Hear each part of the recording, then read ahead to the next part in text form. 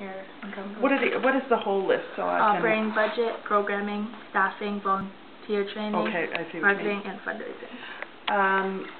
Our expenses, as I say, this year 80,000 we raised to 800. So our expenses will be somewhere between $2,000 and $3,000, which is very small, and it really amounts to fundraising.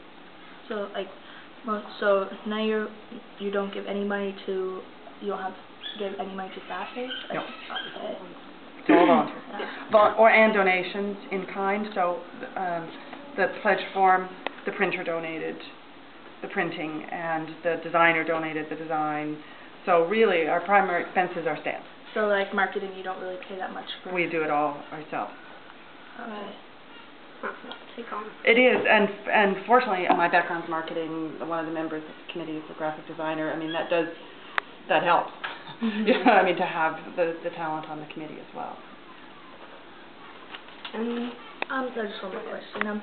So you like to run your facilities, like do you run it from here, like? Yeah. So you don't take any of the money to help like run anything here because it's your home, do you not? Right. No. Okay. So most of it just goes to the programming? It all goes.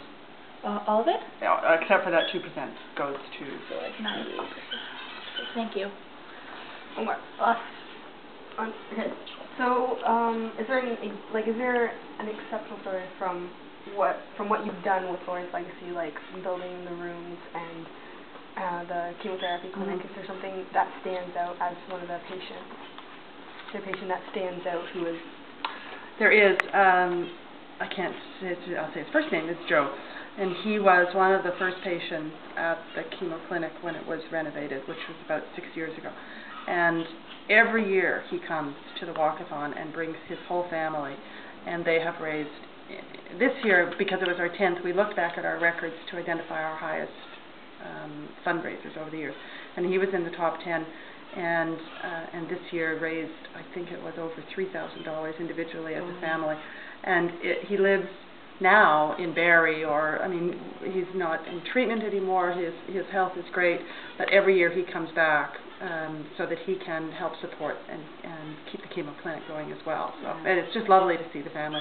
And I think that's the other thing is that Lorna Martin, the mother, Laurie's mother, knows so many of the patients and the staff from the hospital that the walkathon day itself is kind of a reunion.